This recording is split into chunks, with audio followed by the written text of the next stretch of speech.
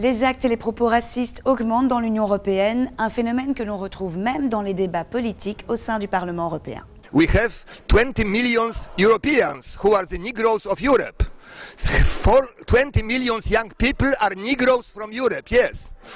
They are treating like Negroes. And we must destroy the minimum wage. And we must destroy the power of trade unions. Ces propos haineux lors d'un débat sur l'emploi des jeunes à Strasbourg ont provoqué de vives réactions au sein des eurodéputés. Cécile Kyenge, membre du groupe socialiste européen et ancienne ministre de l'intégration en Italie, est la cible privilégiée de l'extrême droite italienne.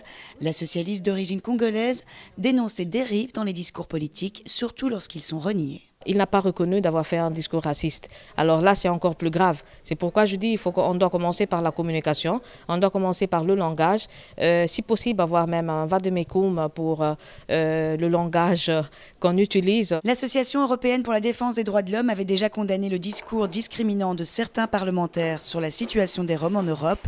Son président s'inquiète de l'impact de tels propos sur la population. Stigmatiser une population dans des périodes difficiles, ça peut amener les gens à penser que oui, puisque des gens aussi importants l'ont dit, c'est vrai. Les discours racistes se généralisent au sein du Parlement européen et la montée récente des partis d'extrême droite ne va pas apaiser les discours des europhobes, comme l'indique cet eurodéputé britannique. They're the ones that actually make it more difficult to have a serious debate, and they are also the ones who poison the atmosphere for so many European citizens.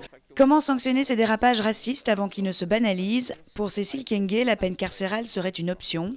Elle reprend l'exemple en France où une ancienne candidate du parti d'extrême droite Front National a été condamnée à 9 mois de prison ferme pour avoir comparé la ministre de la Justice, Christiane Taubira, à un singe. C'est un exemple à suivre et je suis en train de demander qu'on puisse faire de même aussi en Italie puisque tous les cas qui m'ont attaqué, des gens qui sont dans les institutions, ils sont encore là. Il n'y a pas de solution. Alors je crois qu'on doit partir par l'exemple de la France et ça ne serait pas mal que ça puisse arriver aussi au Parlement européen. Ou autre solution plus institutionnelle et spontanée.